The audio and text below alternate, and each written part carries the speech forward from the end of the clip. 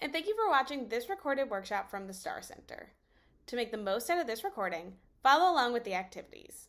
I encourage you to pause the video as needed and when prompted to try the tips, tools, and skills yourself. Now let's dive in. This workshop is note-taking for lectures.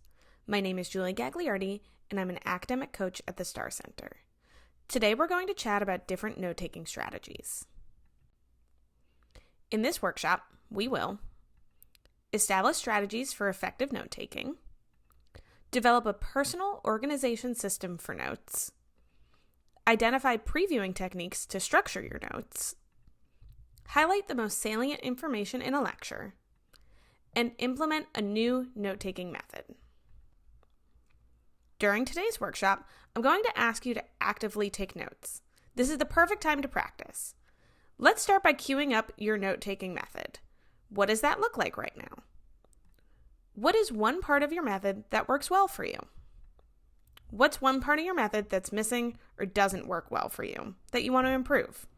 Pause the video now to jot down the answers to these questions. Great. Let's keep your answers in mind as we go through the workshop. I'm now going to show you 3 note-taking methods you may want to try. The first is the Cornell method. This method elaborates on the more traditional outlining method. You'll divide your page into 2 columns. Cues, keywords, and questions go on the left. Detailed notes go on the right. Then you'll write a summary at the bottom of the page after the lecture. This is a great method for making your notes a bit more structured and organized.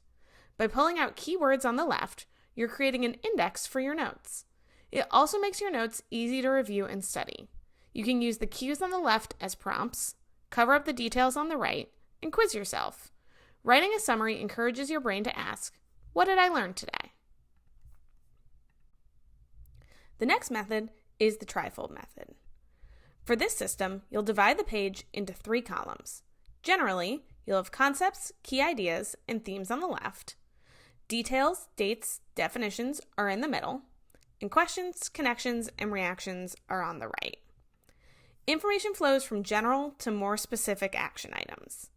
This method is great for courses with tons of heavy content and lots of memorization and application of formulas or processes. Our last method is idea or concept maps. Maps are a more visual way of representing information and relationships. You can create bubbles, webs, clouds, trees, anything that works for you to connect all of the content. Now, maps can be a little tricky to organize in the moment while keeping up with the flow of the lecture. Some students find maps are more helpful when they are rewriting notes to study or when they're taking notes on a reading. You might find that you can use mapping for a recorded lecture since you get to set the pace. In general, a benefit of this method is that your notes can be more freeform and help you visually see connections. The slide lists some, but not all, of the elements you can use in creating an idea map. I want to pause here and take a second to reflect on the 3 methods we just described. Do any of them sound like something you already do? Is one of them totally new to you? Pick one method to try for the rest of this workshop. Feel free to pause the video and head back to see the exact layout you want to try. Great!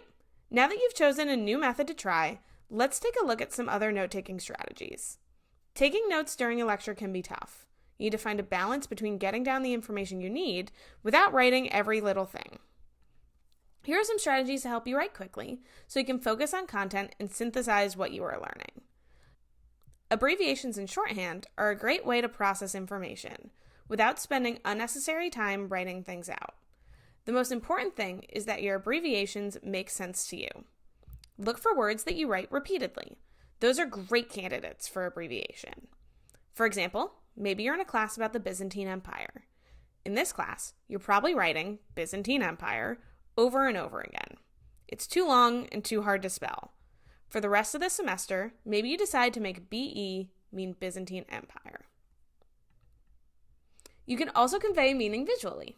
Maybe a circle means a big idea that's really important to master. An underline is a specific detail you want to come back to.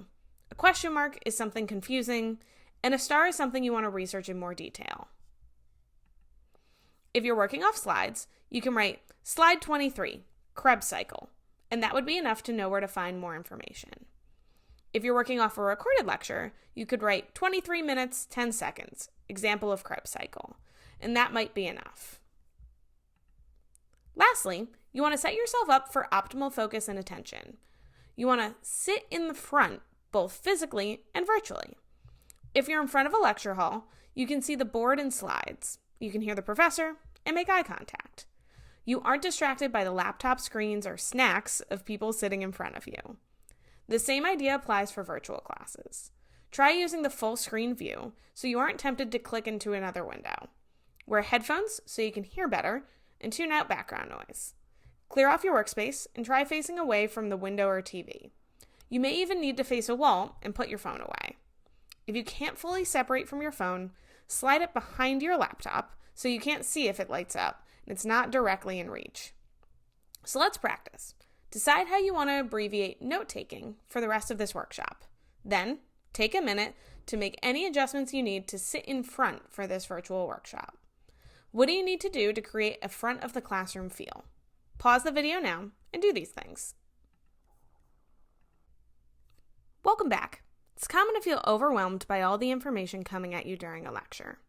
Previewing is a great strategy that helps you focus on determining what is important in a lecture ahead of time.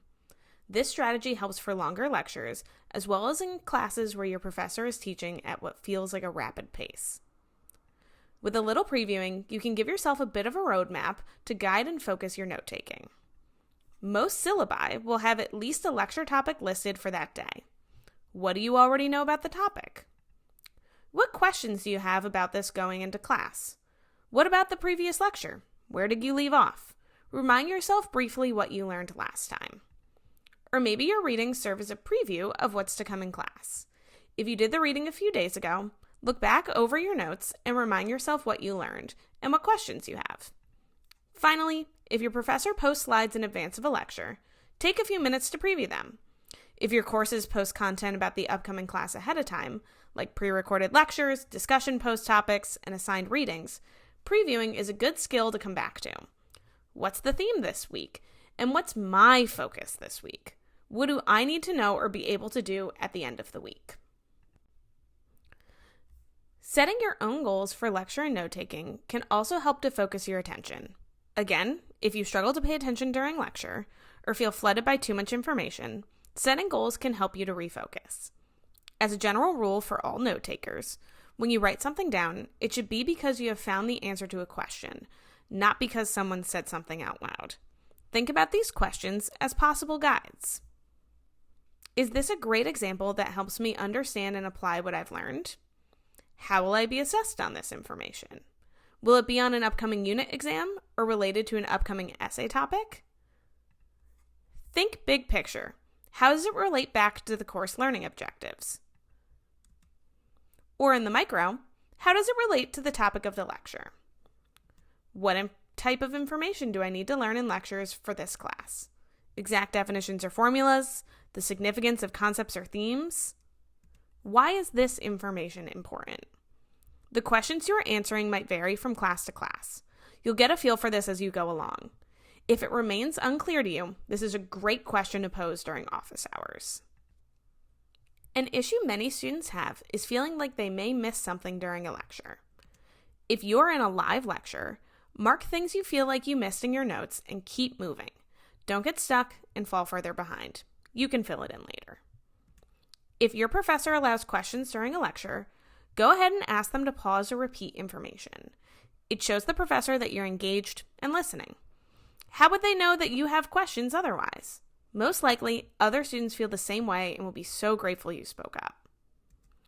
Ask someone after class to clarify that point or fill in the gaps. You can find someone at the start of the semester who is down for a note share. Go for it. Bring your notes to office hours or recitation and ask the professor or TA to review that point again. Please don't just Google the information or even rely solely on the textbook. You want the information in the same context that was presented in class. Your professor may have a different interpretation or emphasis than the textbook author, Wikipedia, or Khan Academy. You can start with those other resources, but always double check it with the person who writes the lectures and grades your exams. How How has practicing throughout this workshop gone? What did you notice about your note-taking? Any helpful strategies? Anything that felt awkward or clunky? Take a mental note of what worked for you and what didn't. Note-taking should feel natural to you. While trying a new strategy may feel a bit awkward at first, I encourage you to start incorporating the strategies you tried today that feel the most comfortable. Thank you so much for joining us today. On the screen now, you will see all the StAAR Center's contact information. Please reach out or stop by our office in Dowling Hall with any questions you might have. Have a great day!